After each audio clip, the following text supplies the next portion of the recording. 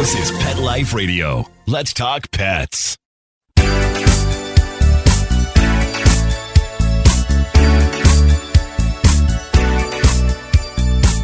Hello, you're listening to Animal Party on Pet Life Radio with me, Deb Wolfe. And today we're going to have, a bit of a whirlwind show because I was gathering my notes and my research before the beginning of this show, and I realized I have way too much for one show, so we'll see how much I can fit in.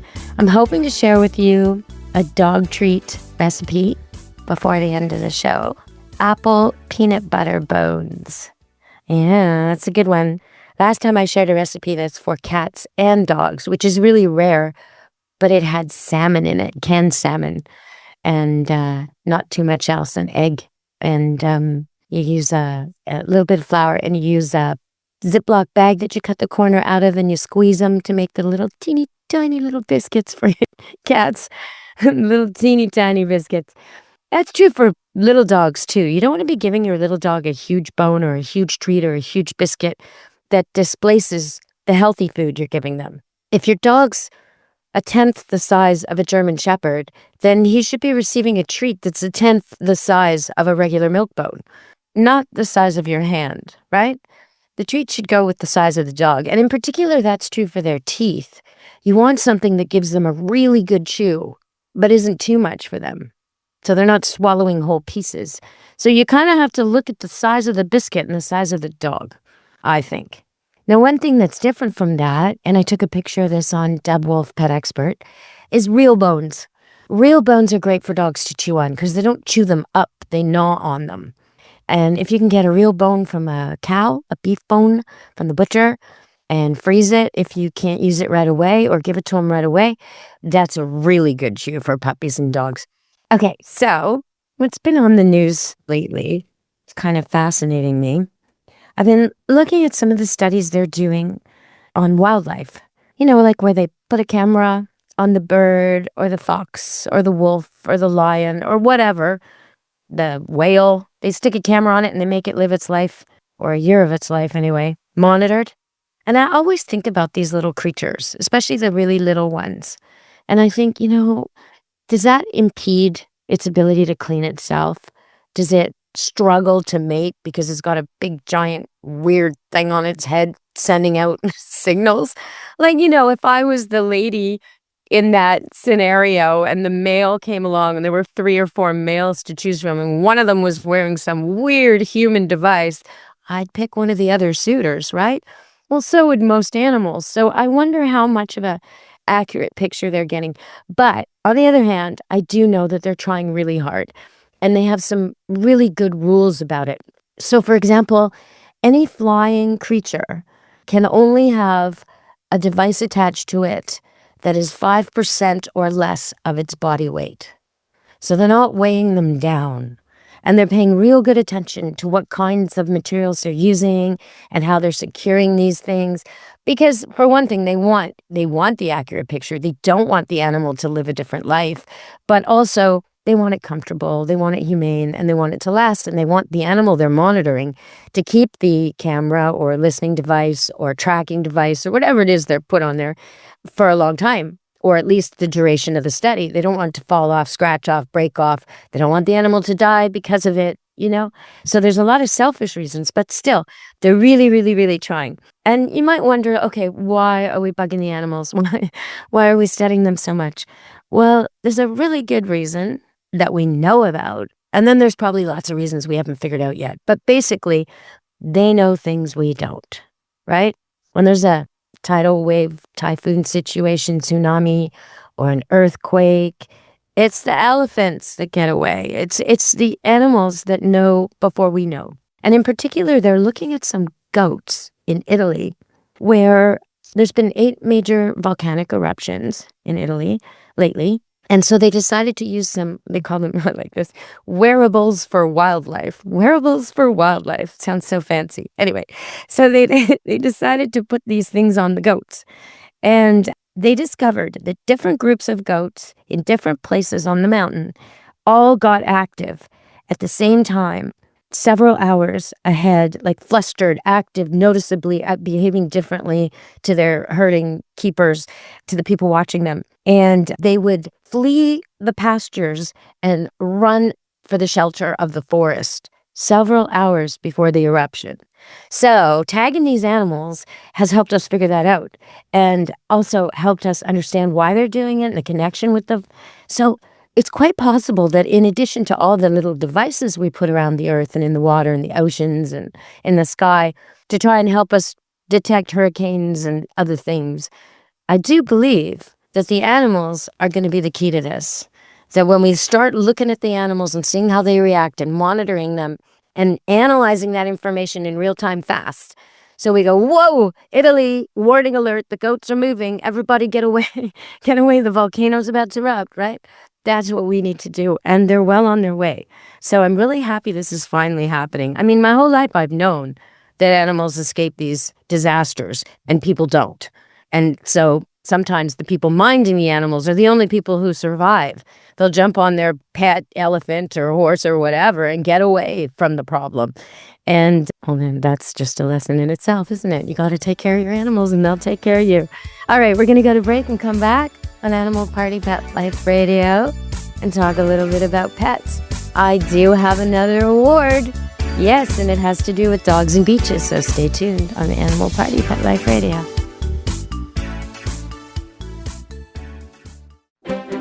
You know the expression, cats have 9 lives. Well, what if you can give them one more? The Give Them 10 movement is on a mission to help give cats an extra life. How? With spay and neuter. Spaying or neutering your cat helps them live a longer, healthier life. And it helps control free-roaming cat populations too. Learn more about the benefits of spay and neuter and meet Scooter, the neutered cat, at GiveThem10.org. That's GiveThem10.org. Let's Talk Pets on PetLifeRadio.com.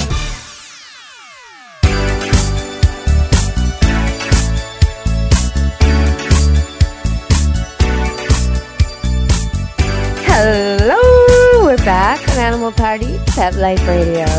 And there's something weird that kind of got my attention. Just a tiny little news thing. Bubonic plague. Bubonic plague. Are you kidding me? Isn't that from the Middle Ages? And isn't that the stuff in Botox? And isn't that kind of historically a menace, but no longer so? And what's going on with that? Well, it's actually still a menace, and it's actually still hurting people. And apparently, a flea bite in Lake Tahoe beach has caused someone to get bubonic plague, a disease that killed a third of the European population historically. And then I thought, well, that's weird. I haven't heard about that for years. I'm going to research this. 7 cases a year in the United States. Okay, it doesn't sound like a lot, but I still think it's weird. And I still think it's strange that we play with this stuff. I think we got to watch it. We got to be careful. And it does keep in mind, when you go to a beach, when you go to the lake, make sure you're wearing good clothes for it. Make sure you're using repellents. Make sure you're looking at each other afterward. Make sure you're brushing your dogs after. Make sure their coats are suitable for this kind of climate and activity. If you need to brush them, or if you need to clip them, or if you need to give them a bath after, do what you need to do, because whatever's out there is glomming onto them, jumping off the tall grass in the park, at the dog park, jumping out of the out of the car, out of the blanket, out of the hotel. All this stuff that can hurt your animal is out there. So in this case, talking about a human pathogen and problems for humans, but it does kind of bring to mind all the people who go to the beach or the forest, not very often, and their dog maybe isn't prepared, and maybe they don't know what they're doing, and the dog gets a tick or a flea bite or something really bad. I mean, fleas happen all the time, but you need to be on a good prevention, right? Because some dogs, some cats are terribly allergic, and they'll pick themselves bald just after one little bite. Plus, the fleas, once you got one, you got many. They get off there and they lay their eggs and they have generations in your house. So you want to really prevent it from happening to your pets. And sometimes when I've I used to do private lessons, and I would get a customer who's insisting their dog doesn't have fleas and doesn't have flea allergy because they have a clean house and they're not scratching and they don't take their dog places it could happen. And I have to point out to them, every place is a place that it could happen. Every person with an animal might have eggs, larvae, or fleas on the cuffs of their pants or sleeves when they go to pet your dog, or on their shoes, every time you go to the vet, every time you walk across a grassy field, every time you go anywhere with another animal has been. And it doesn't even have to be a domestic animal. It can certainly be a squirrel or a raccoon. So if you have an animal, you need to use prevention. That's basically the ticket there. And you got to be watchful. If you catch these things quick, even Lyme can be dealt with really well in humans. I talked about that a few shows ago.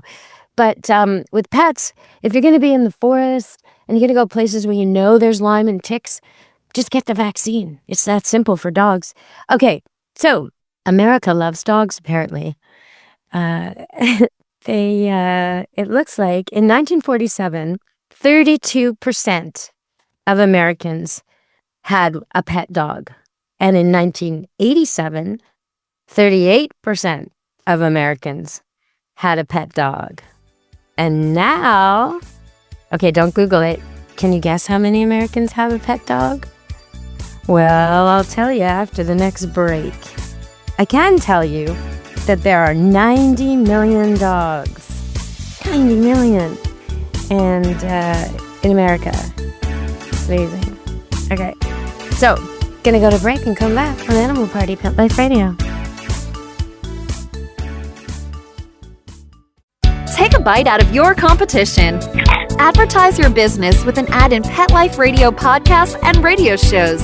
There is no other pet-related media that is as large and reaches more pet parents and pet lovers than Pet Life Radio. With over 7 million monthly listeners, Pet Life Radio podcasts are available on all major podcast platforms, and our live radio stream goes out to over 250 million subscribers on iHeartRadio, Odyssey, TuneIn, and other streaming apps. For more information on how you can advertise on the #1 pet podcast and radio network, visit PetLifeRadio.com/advertise today. Let's talk pets Let's talk pets on Pet Life Radio. Pet Life Radio. PetLifeRadio.com.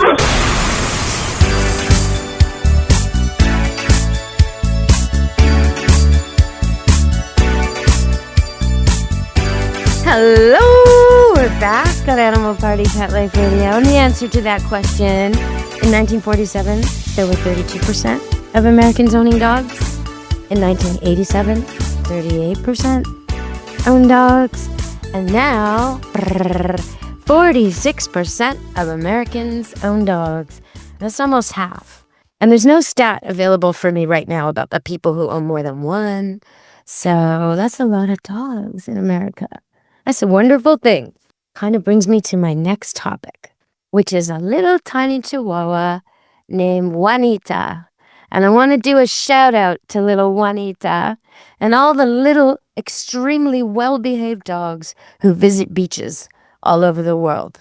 So here's the thing. If you're going to take your dog to the beach, you must make sure it goes pee and poo somewhere else. You must take it for little breaks and make sure that is not happening on the beach. And if it does happen on the beach, you must have the equipment to clean it up. Nobody wants to be on a beach with that, obviously. Okay, number 1.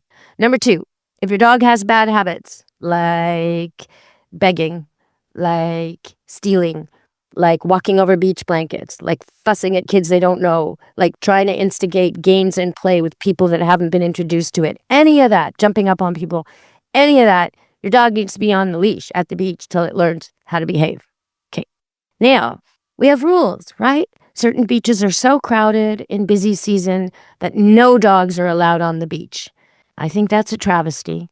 If you listen to my show for years, you know I believe that any beach with a big dog that's well-trained is a safer beach for all the women and children. And the men, too. Anyone who could be victimized is safer. But having said that, the rule is no dogs on the beach. And so today I was going to give the award because there was a very bad dog on the beach. But I'm not going to give the award to the very bad dog on the beach. I am going to give the bad dog award to the rangers this week. Because the rangers, 2 of them, looked not old enough to shave, came over to this, well, I'd say wise and experienced man of years who was walking along the beach. And I know his story. I've overheard him tell his story. He's traveled the world. He's traveled many, many beaches. And his little chihuahua, Juanita, is his best friend. And she's teeny tiny. When she's in his tote bag, you can't even see her. She's about the size of a large flashlight, I guess, or maybe smaller than that. Just extremely small. A pair of tube socks, okay, folded up. That's the size of this dog. Tiny, fits in his hand. Okay, so little Juanita and this guy have traveled the world. They've gone to beaches everywhere, travels on the plane with her, everywhere and anywhere, always, with no problems. Why? Well, firstly, because she's tiny. Second, because she's trained. Third, because he's polite and well-spoken. And fourth, she is a recognized, licensed, certified companion dog, a working dog. She has her papers. She has her little harness that states it. He's got everything in order. And yet, these rangers came over to him. The 1 minute his dog wasn't in its little tote bag or in his arms, they happened to see it, and it is so friendly. It loves everybody. It's trained perfectly, and you could tell as soon as you meet it, it's been trained for service. It doesn't approach people it doesn't know. All the rules. If food drops, it doesn't pick it up. Like everything a service dog does. You could see, just glancing at it, that it's a service dog. And then he has all the paperwork to prove it. And yet, they've ticketed him $200 tickets several times this summer. And 2 days ago, I witnessed them make him either accept another ticket or leave the beach with the dog with a warning. That's a service dog. Would you kick a blind guy off the beach with his dog? You might say, well, a blind guy could never get to that beach. It's over 500 steps, just under 500 steps. Well, actually, there was a man with a seeing eye dog who used to go regularly, all the time. Would you make him leave? No, you wouldn't. So this is an issue of accessibility and judgment. And it's a tricky one because that same day, later that day, I went to the Richmond Chinese night market, which last year I went there and I love some of the stands and the food and the skewers and it's just exciting. Anyway, last year I went there and they had a big sign at the front. I posted it. You guys saw it. Big sign at the front, no bully dogs. And then it had pictures, a big frontal face of a pit bull and a Rottweiler. And there was like 5 faces, mugshots basically in circles. It said, these dogs are not allowed on this site. Okay, well, the place had a lot of dogs. I was walking through it and I was thinking, why would you bring your dog to the Chinese night market? There's food everywhere. There's food being dropped. There's stuff on the ground. There's people to step on them. Why? Your dog doesn't want to be here. But there were people with dogs, mostly little dogs, some big dogs. No bulldogs, no pit bulls, nobody who looked fierce or scary. Okay, no chows. And the chows were in the picture. So I thought that was an interesting inclusion. But okay, so that was last year. This year I get up to the ticket booth and it says, no dogs. Sorry for the inconvenience. Now here's the thing. Okay, I like it when dogs are around. But I think some places like fireworks, parades, overly crowded places where you can't protect their feet, where there might be glass on the ground and there might be cigarette butts or there might be something to hurt them, hot pavement, people stepping on them. That's when I think you leave your dog at home. So I do think choosing that at the Chinese night market is a great idea, that dogs not be allowed there. Okay, only service dogs. Again, great exemption. And while I was there, I saw this family, husband and wife, walking with a service dog. And normally I would try not to judge them, right? Just like Juanita at the beach, he doesn't seem blind. So is this really a service dog? Are the papers fake? I'm sure that's what the rangers were wondering when they gave him the warning. But if they're educated at all. But in this case, I look at the guy and he looks super fit, buff, strong, He-Man kind of guy, right? He could carry me out of a building. Okay. And he's walking with a wife that doesn't look like she has any trouble either. So I'm trying to figure out, what is this dog servicing? What is the service he's providing? And then I think to myself, okay, well, maybe he's ex-military. Maybe he's got PTSD and having this dog makes him able to enter crowds. Okay, I'll give the guy a pass. But I'm watching for a while and the dog is wearing the harness that says service. It's a Springer Spaniel type dog. And it's no service dog. No. It's a walking vacuum cleaner. It's licking the pavement to get all the scraps of food that have fallen. It is harassing people as they walk. It's on a flexi leash. You don't really see that with service dogs, do you? And it's extending it back and forth and doing whatever the heck it wants. String almost tangling people's legs. God, I hate those things. Anyway, so clearly this is an imposter. This is not a service dog. Maybe the guy legitimately needs one, but this dog isn't trained. And it doesn't have a puppy in training service dog, please do not pet me, blanket on it. It is pretending to be a service dog. And that's why dogs like Juanita, who really are service dogs, get such a hard time. So the bad dog at the beach award today goes to the bad dog. It's not the dog's fault. The bad owner who's pretending his dog is a service dog at the Richmond night market, ruining it for the people who actually need that. All right. Enough said on that one. Okay, so I'm going to go. Did I give you the recipe? I don't think I did yet. So I'm going to have to do that. So it's a quickie recipe. 1/2 cup unsweetened applesauce, which you can make yourself. You just skin and core a bunch of apples, cut them up into small pieces, add a bit of water, and I would add a little cinnamon and put it on to boil and just watch it and stir it and mash it as you go, and you'll have applesauce. Okay, so it's the right time of year for that right now. 1/2 cup unsweetened applesauce, 1/4 cup peanut butter, natural kind, 1.5 cups whole wheat flour or oat flour, 1 tablespoon honey, but that's optional and I wouldn't even do that. And they say 1 teaspoon of cinnamon, but if you put the cinnamon in the applesauce, you don't have to do that. Okay, and then you just mix it up, roll it out this one, and use your cookie cutters. And I would suggest bone shapes would be good for this one. You want to make sure when you make these type of things, if they're not the kind that's supposed to be humans too, because this wouldn't, I don't think, taste good to most humans, but you want to make sure it's a shape that you won't be tricking the kids and the husband, because that would not be a good trick. So bones are probably good. Bones are good. And then when you do make cookies that pets can't have, like they have chocolate in them or something, don't use the bone shape, right? Don't make it confusing. Okay, so something light to end the show on. I was watching one of those TLC shows about polygamy, and the family was, husband and wife were looking for another wife. And so they're breaking it to the husband's mother. They're telling mother-in-law, the mother of the couple, we're looking for a new wife.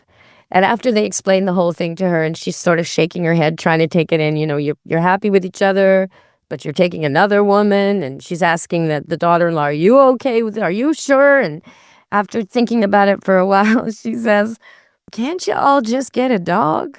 And I thought that was such a great line. Yes, can't you get a dog? Well, I guess not. It's not exactly the role of the sister wife, but I do understand the sentiment. And I thought it was really funny to hear just out of the blue. I burst out laughing when I heard that. All right, everybody. I guess we're getting to the end of the show. One more thing. I had a dog come to camp, and they sent, you know, people send their dogs all the time, and it was a busy time, and they send a Tupperware full of dog food, and they send their measuring cup sometimes. I have measuring cups, so they don't need to do that, but sometimes they do. And usually the cup they send is perfectly okay. It's a metal scoop or some kind of plastic cup. But once in a while, somebody sends glass. And that is not a good idea, even if you're super careful. It's the same when you work in a bar. You never take a glass and dip it into the tub of ice to then offer it to someone, because if that glass chips, the ice is going to get contaminated with broken glass. And then you may serve someone a drink with broken glass shards, right? And that's the same with the dog food. You might not even notice the chip, and now it's in the food, and now your dog's eating glass. The same for your cats. Same for anybody, anything. Don't use glass, please. Okay, well, that's my safety tip of the day on Animal Party on Pet Life Radio. From me and Animal Party, be good to your animals. Ciao, meow. Let's Talk Pets, every week on demand, only on PetLifeRadio.com.